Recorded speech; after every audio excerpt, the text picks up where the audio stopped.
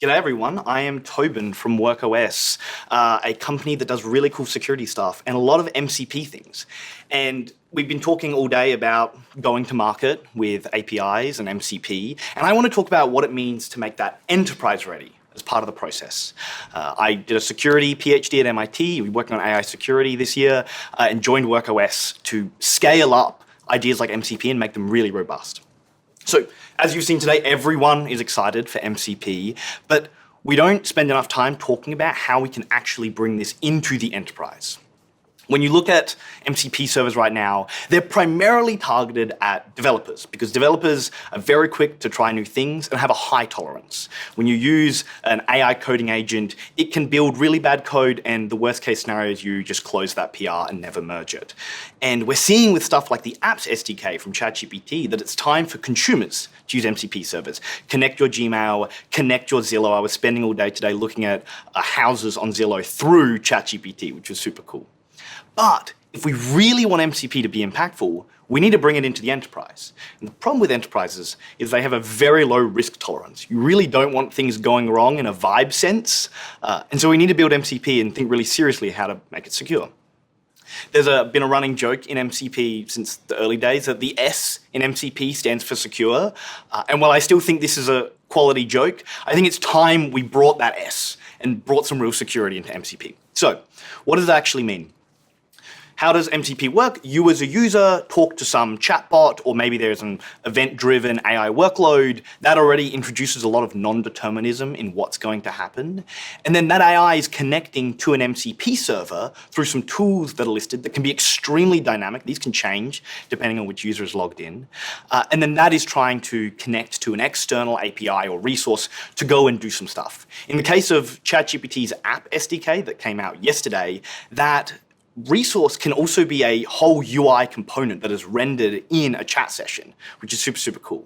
So if we're going to build all of this and make it secure, we need to wrap it in a layer of security. And the part that I really think is important here is OAuth. You just saw Richard talk about how we need OAuth protecting your servers, not just API keys. You need to make it really robust. So why does OAuth matter here? It matters, it's super cool for registries. If you want to be able to just find and connect to an MCP server, you really want a nice OAuth flow. You don't want a user to have to go and find an API key and plug that in. That's also not something that normal people know how to do. That's more of a developer thing. And so OAuth is a common, useful pattern that everyone is used to. It's a standard experience. And beyond that, clients expect it. In fact, if you don't entirely believe me, this new standard that came out yesterday from OpenAI expects OAuth 2.1, which is different from OAuth 2.0. This means proper security. The 2.1 of OAuth is this additional layer of robust security to make sure things don't go completely wrong. And this matters if we're going to render an iframe inside of ChatGPT, or if you're going to connect your Claude instance to Square or other services to use it. You know, Postman is an amazing development environment, and you can trust Postman and play with all these tools, but you need to make it hardened for when it goes out into the wild. So what do you actually need to make these OAuth layers really robust for the enterprise? You need not just the standard 2.1, but you also need all of these enterprise integrations that matter. When you're trying to sell into an enterprise, you need SSO, you might need SCIM to provision or deprovision accounts. These accounts might be human accounts, like we're already used to, or they might be agent identities, like lots of the identity vendors are already putting out these identity agent vendors. And you want to be able to provision agents access to MCP servers on the fly really robustly. You also need robust audit logs and event streaming. These are all tools that enterprises expect. This is what WorkOS as a security company has been working on for many, many years.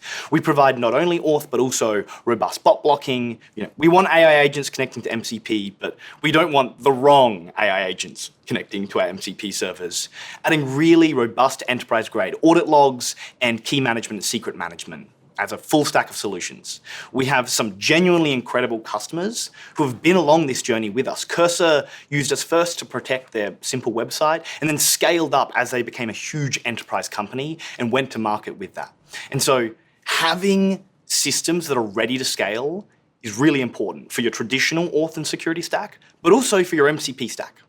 So if you really want robust MCP security that's going to be ready to scale into the enterprise, come talk to me. There are so many fun security risks in here, from protecting that auth layer to what it means to red team an MCP server, to how you make sure that backend resource is fed through into the MCP server in a way that makes sense and doesn't introduce massive security vulnerabilities. It's time to think seriously about scaling these MCPs that we've all been building. So check out a cool website that will point you to a bunch of resources on how to build robust auth for MCP. And frankly, if you have any questions, reach out to me and we can help build an MCP server together.